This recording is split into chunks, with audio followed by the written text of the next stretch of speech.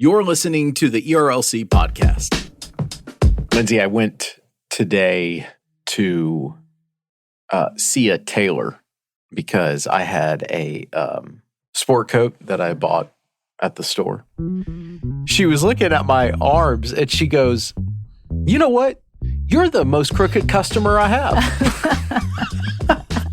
I guess because my shoulders are uneven. That's hilarious. So, hello, and welcome back to this week's episode of the ERLC podcast, where each week we'll be talking about our work at the ERLC and focusing on what Christians should know about the things going on in the world. I'm Lindsay Nicolay, and with me this week, the week before the SBC annual meeting, actually, in California, is Brent Leatherwood. hello, Lindsay Nicolay. I always say your name like that. Brent Leatherwood. I know, I feel like Coming down. Come on down. The price is right. I know. I feel like I'm like walking out to the Tonight Show or something, which we have explained this before, but I am your Ed McMahon to your Johnny Carson. No, I don't really think so. Yeah, for the purposes of the podcast. I mean, you have a leading role in the podcast. Was Ed McMahon, did he talk very long? No, but that's the thing. I'm just kind of like your permanent guest. That is hardly true. Hardly true. But I don't know about you being the permanent guest or sidekick because you take up most of the real estate on this podcast. And I would just leave it there. Ed McMahon was actually a bigger physical individual than Johnny Carson. So that actually, the analogy still works. I'm not so sure about that. But before we digress even further, let's talk about what's been happening lately. And we will start off with important articles that we have been featuring at ERLC.com this week. And the first one actually goes along with the second that I will share, but it's by Greg R. Allison. And so after, you remember the infamous incident where during the confirmation hearings for Ketanji Brown, Senator Marsha Blackburn asked her the question, what is a woman? Can you define a woman? And then the Twitter sphere was going crazy.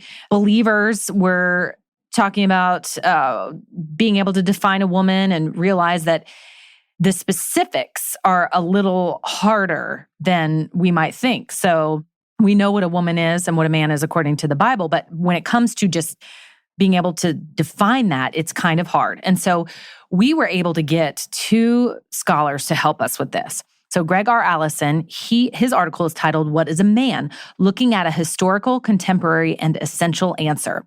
And then Katie McCoy followed up with, What is a Woman? God's Intent for Sex and Gender. And our colleague, Jason Thacker, who is over our research institute, commissioned these pieces.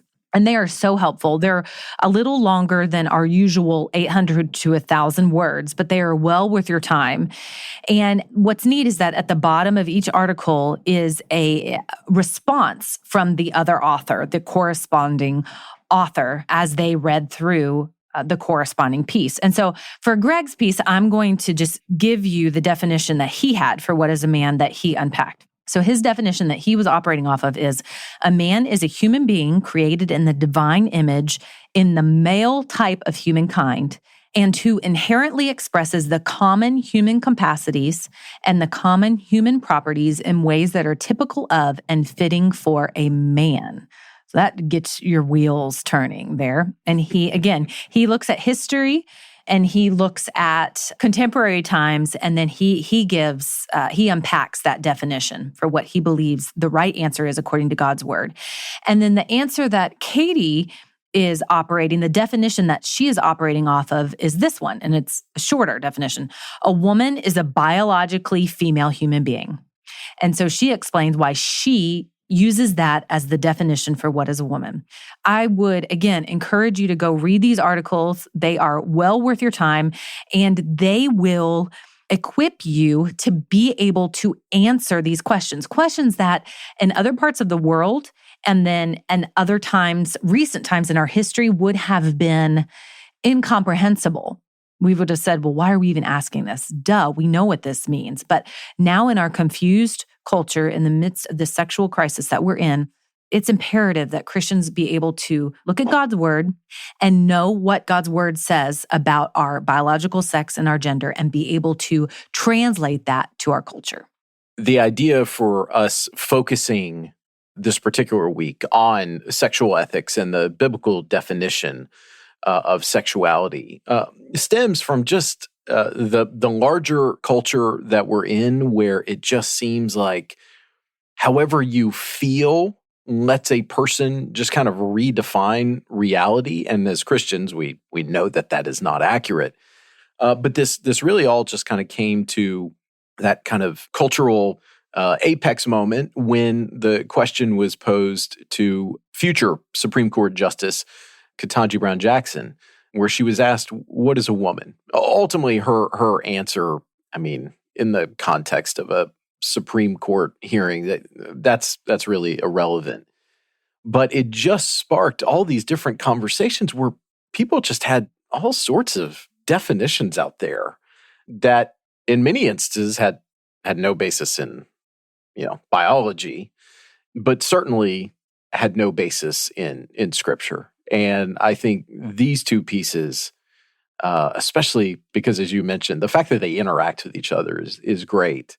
And Katie McCoy was actually able to join us for an event that Jason hosted, and along with Andrew Walker and Dean and Sarah this week that we can link to, where they talked more about these issues. And the reason that's so relevant is because if you're unable to get these essential things right, these things that are readily apparent, that our own children know, hey, that's a boy, hey, that's a girl. Like, if you don't get those things right, the downstream effects, the consequences of that, I would submit, lead us to where we are right now in our culture, where there is so much confusion and, in some ways, intended confusion. Actually, Katie unpacks that quite a bit, how there are actors out there in the public square who are intentionally trying to mislead because they've got certain agenda items that they want to accomplish. And in some instances, those are political agenda items. And so this is it's a very broad conversation. These two pieces right here help center this and should help to clarify for any Christians who might be seeing all this and either have some confusion themselves or maybe some doubt or even some questions. These pieces help to answer them and provide the basis from which we can go forth and engage the wider culture with truth and with grace. And so that's why I think these two pieces are incredibly helpful. I'm really thankful that our colleague Jason Thacker had the idea to focus on this area. It's great work this week. And I actually think it's nice that it came out after the Supreme Court hearing hoopla, because then a lot of the noise and just the babble about it has died down, so that it's not, that the gravity of it, the importance of it is not lost, and ears are ready to hear again when emotions are less volatile. Right. Well, because at that moment, there was so much just social media, hot takes, much more heat than light. And these two pieces, what did they both come out to? About approximately 2,000 words. Like, these are in-depth pieces that explore this subject matter. There's a lot of light here. And that's why these are refreshing. And you're right. Had we just produced these in the immediate moment, they would have gotten lost in all of that noise. You're exactly right. So I'm glad that you shepherded this to come this week. Well, I'm not sure I did. The Lord usually causes it to work out. So all the credit to him, truly. But I also want to point out that faithful Christians might expand upon these definitions or land in a different place, never less than what God's word says. That we believe that God has created two biological sexes, male and female, and you can not change those. But the some of the specifics worked out in these definitions, believers might wrestle with if they're answering this question. But Greg and Katie give us a wonderful place to start. And these are resources you can put in your back pocket and refer to them often. And then finally, our intern, Daniel Hostetter, has an important explainer about the State Department releasing its 2021 International Religious Freedom Report. And we cover this every year. So the State Department's Office of International Religious Freedom has this report, and each year, the International Religious Freedom Act of 1998 tasks this office with issuing a report to Congress, exploring the global state of religious freedom. This is from Daniel's explainer. There are several major themes of this report, and as you would assume, there are countries of concern that we have been concerned about for a while. So it details the efforts of the Chinese Communist Party to restrict religious freedom, especially its persecution of the Uyghur Muslims that we have been advocating for, because the dignity, regardless of one's religion, the dignity of every single human being, God-given, God-created dignity, should be respected. And if you suppress one religion, that is going to extend to others, no doubt. You also probably wouldn't be surprised to hear that Afghanistan is on that list with the Taliban's rise to power after the U.S. troops pulled out of that area. There was a military coup in Burma, and so the report highlights how the Burmese government has committed, quote, an alarming escalation of grave human rights abuses. And they also point out that in India, there are some attacks on religious minorities that the government has failed to prevent or stop. And you should know that the ERLC is involved in advocating for religious freedom around the world because, again, the persecution of one group of people and one religion is not just going to stop there. And we believe, a Baptist distinctive is that we believe that the Bible teaches that we are entitled to soul freedom, that you cannot coerce an individual to put their faith and trust in Christ. Instead, the Spirit must work and move in them, and they must make that decision for themselves as the Lord is working. And we want the freedom to be able to share the gospel with them so that by God's grace and mercy, they might come to him. And so that's why we're dedicated to advocating for the vulnerable, the oppressed around the world and fighting for this first freedom. This report is something that we usually draw attention to each year because it is typically a robust sort of look at religious freedom around the globe. And for our Secretary of State, Antony Blinken, to say that protecting America's first freedom must remain a vital foreign policy priority is good and is something that we should affirm. And he went on to call upon all societies to do more to address rising forms of hate. And the report goes on to detail all the various ways that Christians and other people of religious faiths are being targeted in various nations around the world. And so we need to pray not only for our missionaries who are bravely serving overseas and sharing the gospel, but also just for those societies where they are being sent into. And in many cases, we have missionaries that are serving in these contexts. And so this is certainly something that I know is dear to Southern Baptists, and I'm thankful we were able to highlight that this week. And great job by Daniel on his first piece for us. Yes. One of our brand new interns. Yes. What a great way to lead off your tenure at the ERLC. I know. And there are some stellar writers coming out of DC working on hard, complex topics, but being able to present them in such a way that they are accessible and understandable to someone like me. So I really appreciate that. Thank you, Daniel. And as I say every week, we have a plethora of other free resources on our site. Please check them out. But for now, Brent, that's your look on what's happening at ERLC.com. Moving into our culture section this week, Brent, what do you have for us? Well, we start off with a disturbing development out of Washington, D.C. at the home of one of our nation's Supreme Court justices. This comes to us from the Washington Post. A man was detained by police early Wednesday morning near Brent M. Kavanaugh's Maryland home after making threats against the Supreme Court justice, according to federal and local officials. The man, described as being from California in his mid-20s, was taken into custody by police after telling officers he wanted to kill the justice, according to people familiar with the investigation. He apparently did not make it onto Kavanaugh's property in Montgomery County, but was stopped on a nearby street and was found to be carrying at least one weapon and burglary tools. We also know in subsequent reports he was found with a knife. These people said, speaking on condition of anonymity to discuss the ongoing investigation.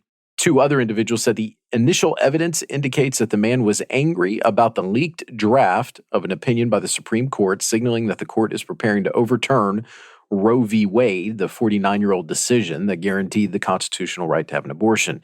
He was also angry over a recent spate of mass shootings, the people said. So obviously this is very disturbing. Most people would, I think, rightfully assume that our Supreme Court justices have some sort of security detail that is provided to them. But that is not accurate. The Supreme Court does have its own police force for the grounds of the court itself. But when the justices go home, they are uniquely exposed when compared to other major federal officials, as well as even leading state-level officials. And that is very scary. And that is something that could be fixed. Congress could actually pass some policies to help that. I'm actually recalling in my mind a couple years ago, the ERLC asked Congress to extend Secret Service protection to former vice presidents. I think most people would assume that they, kind of like U.S. presidents, have Secret Service for life. They actually do not. And that is the same case here with our currently serving Supreme Court justice. It is very scary to think that they are as vulnerable as they are. We actually discussed that on the podcast not too long ago. The weeks all mushed together, so I can't remember how many weeks ago. And this is why I'm surprised that they have not dropped the Dobbs decision yet, because it's so contentious and the leak was so contentious and our culture is so filled with hate right now, especially as it regards issues of abortion. And many people fear for the safety of the justices with them not having private protective detail. So I'm glad that this man was caught and that Justice Kavanaugh and his family are safe. And I do hope that maybe it will make them, the powers that be, whoever they are, reconsider protection or something like that for the justices leading up to the Dobbs decision, then maybe right after, in fact. Yeah, we'll see. My prediction is there will be some initial outrage, but actually I think should the Supreme Court go in the direction that the leaked draft opinion suggests it will, I actually think the outrage is going to be limited to certain kind of far left and pro-abortion activists. And look, they will probably be very loud and demonstrate in all sorts of ways. But I actually think the majority of the country, a healthy majority of the country, including people that identify as pro-choice, are actually going to be accepting more than I think we're concerned about. Because we've talked about this study before. I'm not recalling it off the top of my head who conducted it. But there was a research firm that went and sat down personally with a significant number of pro-choice activists and individuals who identify as pro-choice. And they were just asking them about abortion as an issue. And what came across to the researchers were even these people that were supportive of abortion did not see it as something desirable. Like, in other words, even they thought, this is really not something that I want to talk about or something I would want to see pursued personally. And I think a lot of people will actually be somewhat grateful that the issue is somewhat solved in some instances, in some states around the country. That, again, that is assuming that the framework of the draft opinion, it remains largely the same. So we'll see. We are anticipating, now that we are well into June, we are anticipating any day now that the Supreme Court may come out with this opinion. So we shall see very soon. Our next story comes to us from Baptist Press, but actually It was written by the ERLC originally, but I'm thankful Baptist Press picked it up. And it is an explainer about the latest developments on Russia's invasion of Ukraine. And Lindsay, you asked for this and you didn't realize, but it came at a great time because it came out on the 100th day of the illegal Russian invasion of the country of Ukraine. And it says this. Although there has been an ongoing war since 2014, the conflict escalated significantly with the Russian invasion on February 24th. Here's an update on recent developments in the war, and it talks about things such as Russia currently controlling 20% of Ukrainian territory, Western nations continuing to arm the Ukrainians, and how Russia has set its sights on the Donbass region. One particular area that I want to call attention to is the claims of torture in the Russian-occupied territory. So it states this: the BBC has documented numerous allegations of civilians being tortured by Russians in the region of Kherson. Claims include rape, electrocution, beatings, strangulation, and burning, including people's hands, feet, and other areas. A doctor who claims to have treated such injuries says they were tortured if they did not want to go over to the Russian side, for being at rallies, for being in the territorial defense, for the fact that one of the family members fought against the separatists, and some of them even got there randomly. Overall, Ukraine claims around 15,000 suspected war crimes have been reported since the war began, with 200 to 300 more reported on a daily basis. So I know I saw something this week that showed that Americans' interest, we knew this was going to happen, but that American interest in terms of like Google searches, I think that was the metric that was used, have diminished pretty significantly since the war began. And look, this is just something that I would say we can't turn our attention away from. We all have busy lives. There are other events that are unfolding here domestically, but the future of Ukraine and what is going on in this conflict with Russia, should Russia succeed, that portends some very dark days ahead, because Vladimir Putin has an appetite for conquest. And if he is successful in one area and it is somehow excused or enabled, it seems unlikely that he would just stop there. And so all of us need to continually pay attention to what goes on there, as well as be praying for the people of Ukraine. And it's easy to forget. I understand the temptation, especially as we are inundated seemingly every day with one tragedy after another, even if it's just having the news on this morning and hearing about a shooting on I-65, and then the next morning it's a house fire. And our finite selves are not meant to bear the weight of those things. Only the Lord can bear all of those burdens, but we can pray about how we can be involved, but we can also just pray and petition the Lord to end that war. I can't imagine being in the midst of a war and feeling as if I was forgotten. I'm sure that that's how many in Ukraine feel. And so we have to resist the temptation to forget and fight to persistently pray. And even if something is not as small, because it is affecting people, but even something like gas prices remind us, every time we look at the gas prices and we are wanting to complain and we are struggling ourselves, if we could just ask the Lord to help us remember to pray.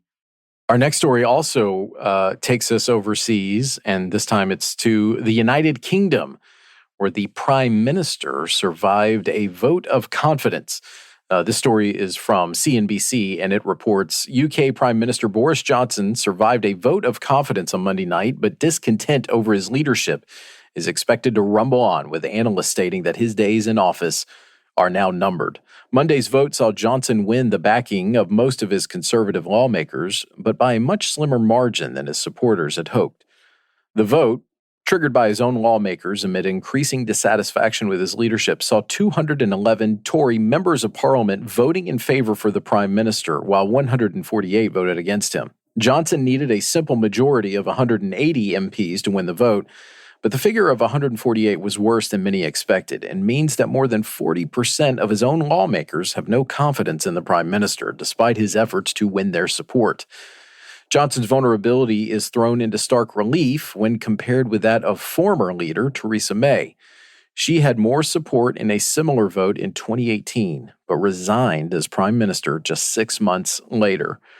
So this is interesting for a number of reasons to me. The United Kingdom, our alliance with them is often referred to as the special relationship, and we do have a very unique friendship and bond with the United Kingdom. They, in many respects, are our most important ally. And so for them to have any sort of upheaval in leadership is certainly something that we should be mindful of.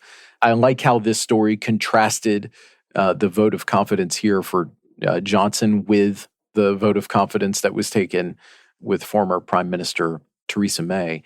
And I don't know, this is just going to be something to watch. I talked to a number of friends who pay very close attention to British politics, and nearly all of them were coming back with basically saying his days are now numbered. And you may be wondering, well, what is at the center of this? There's several things, but really what seems to be the item that has drawn the most public attention is the fact that during the 2020 COVID lockdowns that were in place in the UK and specifically in London, evidence has emerged that Prime Minister Johnson and officials around him, colleagues, friends, routinely violated those lockdowns, either with informal meetings or in some instances get-togethers like parties. And that has caused a number of officials to say that he was, not following some of his own procedures. And so just very interesting kind of, how different cultures have different political issues that they're dealing with. And certainly this is going to be one that we follow with Prime Minister Johnson. I'll tell you what I am paying attention to, what I was paying attention to in the UK, just because you brought this up. And it's not Boris Johnson. The Queen. It's the Queen's Platinum Jubilee. I didn't really watch a ton, but I love reading the news stories. And Prince Louis was really the one who stole the show. There's so many memes and things, especially on Instagram, so many stories of his faces and his interactions during that time, just giving his mom trouble and covering his ears and all that jazz. And of course, there's always the drama with Harry and Meghan. And I don't know if they just released, but there's a photo of their little girl, Lilibet, Diana, and she is a little cute thing. So yeah, on the other side of the pond, I'm paying attention to that Platinum Jubilee and all things royal. So I have this secret desire. It's not secret, but it's one of those. You're a monarchist. No. Yeah, I just want to be a princess. Oh. I think it would be great, but that's just because I see the pictures of it. Well, you just want to be a royal. And the good news is, in the Lord's eyes, yes. you are. You are. You are. Yep, for eternity. So. Okay, moving on. This week, the January 6th hearings will begin, and this story comes to us from Yahoo News. The House Select Committee investigating the January 6th, 2021 attack on the U.S. Capitol will hold its first primetime hearing on Thursday night, the first of a series of hearings stemming from its 11-month probe of events surrounding the deadly riot. While parts of the panel's investigation have been open to the public, the vast majority of the work has been done behind closed doors. During the past 11 months, the committee has been gathering evidence, including email, phone, and other records, issuing subpoenas, and conducting interviews with more than 860 people, including Ivanka Trump, Jared Kushner, and Rudy Giuliani. In addition to any new testimony, these hearings will be the first time much of the information uncovered by the panel will be revealed to the public. So this is really fascinating to me and honestly to several members of our team, particularly those who were working in Washington when the horrible events of January 6, 2021 occurred. And that was truly a dark day, not just for our nation's politics, but just in our culture. And so this is going to be interesting. These hearings are going to take place during prime time. Nearly all of the major news networks are going to cover it live. And there's going to be new videos that are released. I know that the vast majority of the security footage from around the Capitol has not yet been released, and so that's going to be a part of it. There's going to be some witness testimony that'll be presented, and it's just they have contracted with the gentleman who I believe was the executive producer of Dateline to come in and just help kind of put some order to this in terms of when the video evidence should be released. So this seems to be setting up for some fairly significant political drama. So it will be certainly interesting, and I know a number of folks who listen will be paying attention to it. It will be fascinating to see what they uncover. It really seems like that was a lifetime ago. It's crazy. It really does. It really does. And then, the next thing that will happen regarding this will be a movie that they'll make. It makes me think of the Boston bombing. I can totally see a movie being made about January 6th. Yeah. The events leading up to it and what all happened. The Boston Marathon, that was the one with Mark Wahlberg, Patriots Day. Yeah. Yep. So, this will be very interesting and sad to recount that we reached a place like that in our nation. Yeah, absolutely. So we're obviously recording this ahead of time. We don't know exactly what all is going to be unveiled, but the story that we link to in the show notes is essentially a preview story. So it will be interesting to see how that plays out. Finally, just kind of staying more directly in the political world, a number of primary elections were taking place across the country this week, and one in particular caught my attention, and it's got the attention of quite a few folks around the country, and it is the recall election of the district attorney who serves in San Francisco. So CNN has this. San Francisco voters have recalled District Attorney Chesa Boudin. CNN projects Boudin was narrowly swept into office in 2019 amid voters' concerns over police misconduct, criminal justice reform, and mass incarceration in the city. His win was seen as a high point for the movement to elect more progressive prosecutors. So that's important. His election was viewed as, okay, this is like significant progress being made on the progressive side of the aisle. But then CNN continues with this.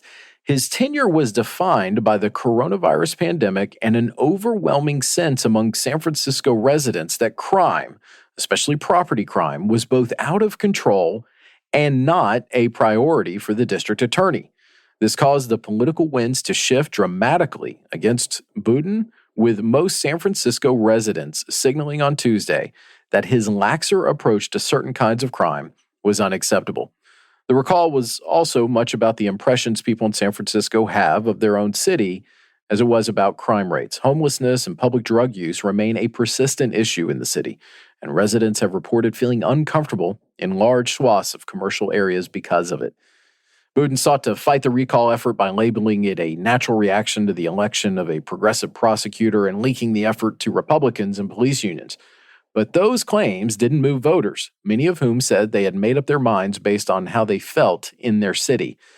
And while Republican money did help the effort, the push to recall Boudin was initially supported by Democrats.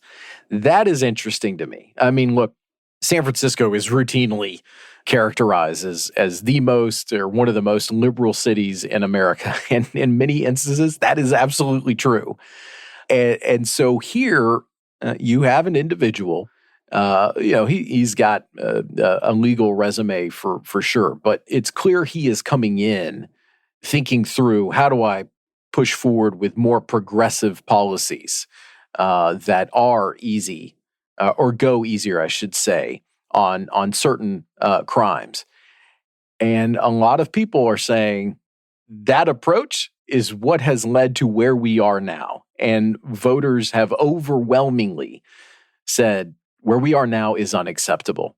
And that is a detail. In this election year that we're in, the midterm elections, I think that is something that a number of Democrats, especially those who call themselves more progressive, probably should be paying attention to.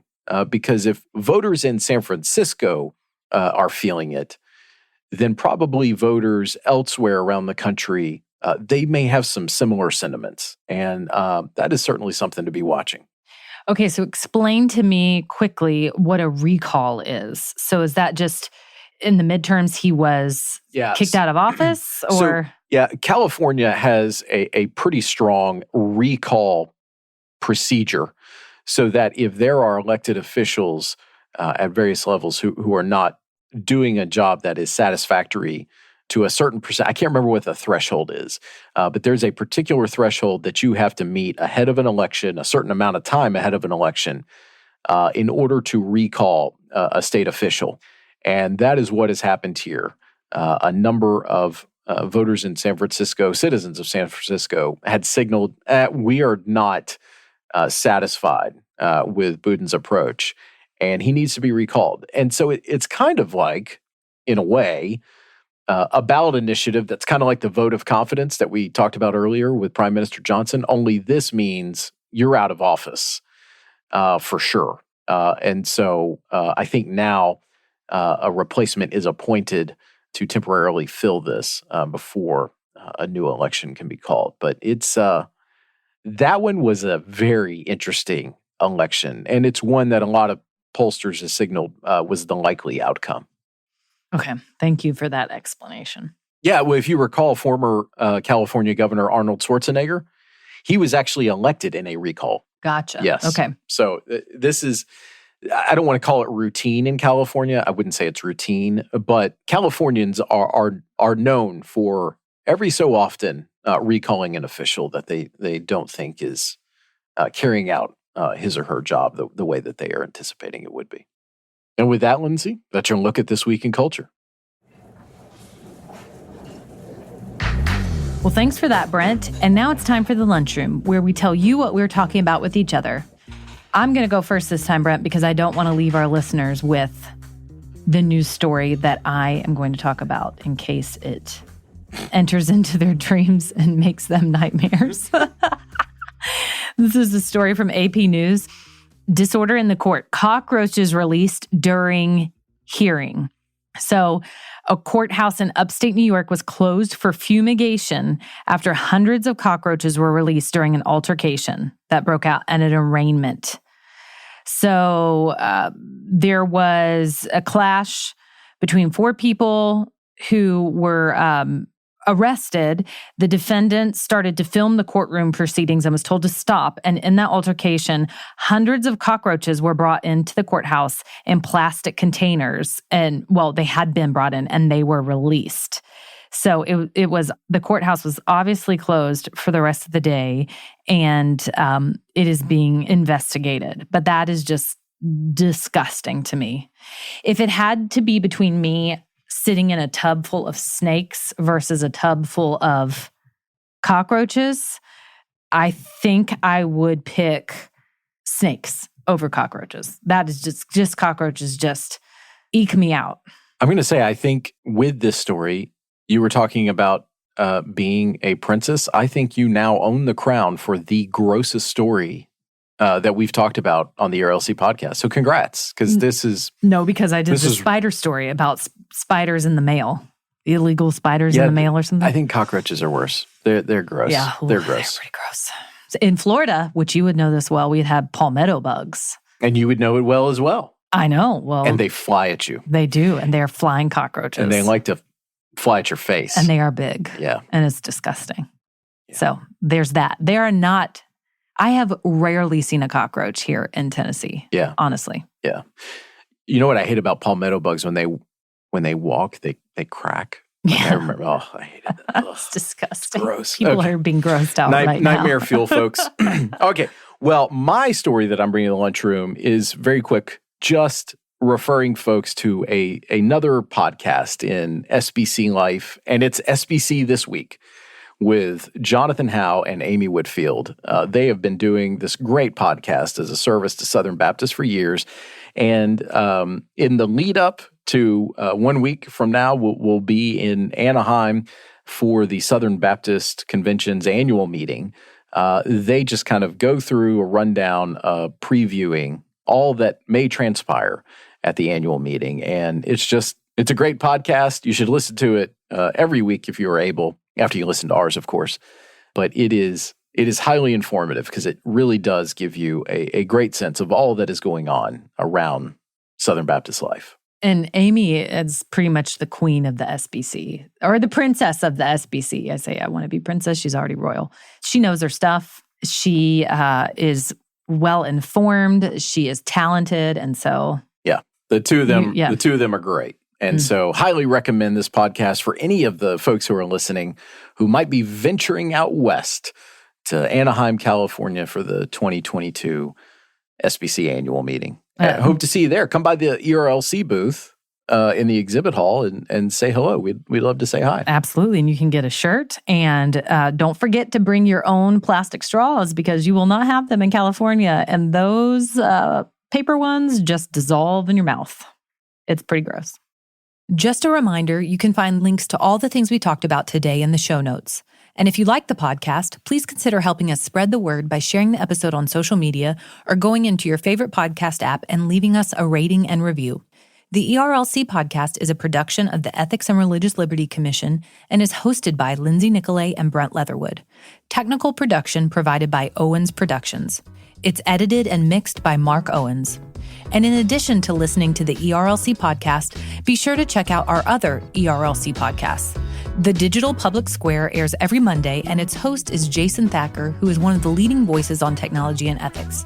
And if you like staying informed about important policy decisions that matter to Southern Baptists, Capitol Conversations is our podcast directly from Capitol Hill, which is hosted by our colleague Chelsea Sobolik. Search for The Digital Public Square and Capitol Conversations wherever you listen to podcasts. Thanks again for listening, and we'll be back next week with more content.